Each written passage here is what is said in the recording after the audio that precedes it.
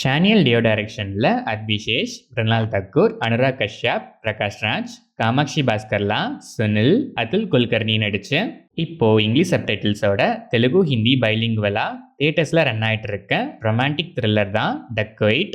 எப்பவும் உன் கூடவே இருப்பேன்னு உயிருக்கு உயிரா லவ் பண்ண மிருனால் தாக்கூர் சடனா ஒரு நாள் அப்படியே அப்சைட் டவுனா சேஞ்ச் ஆகி அவரை ஏமாத்த அதே நாள்ல நடந்த ஒரு இன்சிடென்ட்ல அத்விசேஷ ஒரு மர்டர் அக்யூஸ்டா ஃப்ரேம் பண்ணி சாட்சியம் சொல்ல அத்விசேஷ் ஜெயிலுக்கு போறாரு. ஒரு கேப்க்கு அப்புறம் நம்ப வச்சு ஏமாத்தின மிருனால் தாக்கூரை எப்படியாச்சும் பழி வாங்கணும்னு அத்விசேஷ் டிசைட் பண்றாரு. அப்படி அந்த ஒரு நாள்ல என்னதான் நடந்துச்சு, அத்விசேஷ் ஏன் ஜெயிலில் இருக்காரு, அதுக்கப்புறம் அத்விசேஷ் பழி வாங்க என்ன பிளான் பண்றாரு, அதை தொடர்ந்து நடக்கிற நெக்ஸ்ட் இன்சிடென்ட்ஸ் தான் டக்கோயிட்.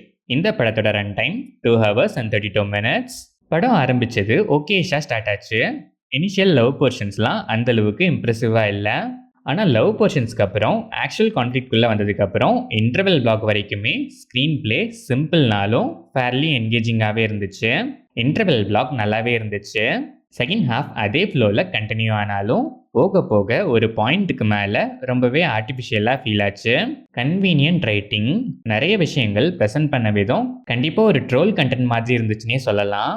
ஸ்டில் ஒரு சில சீன்ஸில் எமோஷனல் கனெக்ட் நல்லாவுமே இருந்துச்சு. சில இடங்களில் அன்னெசரியாக ரொம்பவே ட்ராக் பண்ணியிருக்காங்க.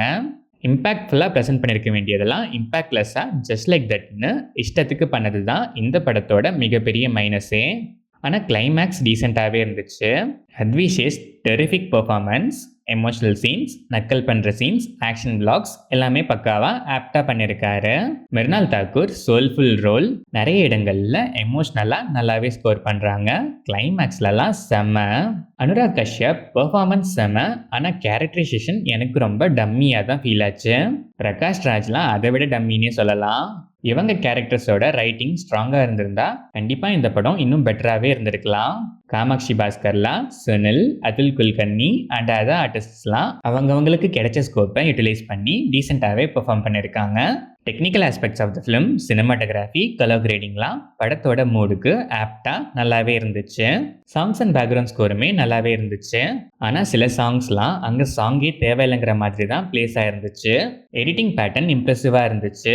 ஆனால் சில இடங்களில் ஷார்ட்ஸோட கட்ஸ்லாம் இன்டென்ஸாக பண்ணுறேன்னு கொஞ்சம் அன்னெசரியாக ஓவர்போர்டாக இருந்துச்சு. ஓவராலாக பார்த்தா ரொம்பவே சிம்பிளான ஸ்டோரி லைன். ஆனால் ஸ்க்ரீன் பிளே இனிஷியல் லவ் போர்ஷன்ஸ்க்கு அப்புறம் இன்டர்வல் பிளாக் வரைக்குமே ஃபர்ஸ்ட் ஹாஃப் ஃபேர்லி என்கேஜிங்காகவே இருந்துச்சு. செகண்ட் ஹாஃப் அதே ஃப்ளோவில் கண்டினியூ ஆனாலும் போக போக என்னடா இது நம்புற மாதிரியே இல்லையங்கிற ஃபீல் வர ஆரம்பிக்குது. அதிலிருந்து மேக்கிங்லேயே நிறைய கிளிச்சஸ் அப்ரப்டாக தெரியுது.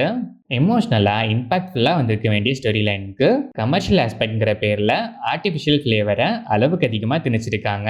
டூ கன்வீனியன்ட் ரைட்டிங், சில சீன்ஸோட ட்ரீட்மெண்ட்ஸுமே ரொம்ப பழசுன்னே சொல்லலாம். சில கேரக்டர்ஸ் இம்பாக்டே இல்லாமல் டம்மியாக ஃபீல் ஆச்சு.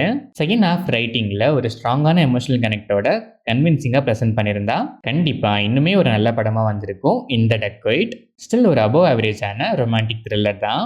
ஃப்ளாஸ், லேக்ஸ்லாம் எவ்வளோ இருந்தாலும் பரவாயில்ல, டைம் பாஸ் ஆனால் போதுங்கிற மைண்ட் செட்டில் இருக்க ஆடியன்ஸ் ஒன்ஸ் ட்ரை பண்ணி பார்க்கலாம்.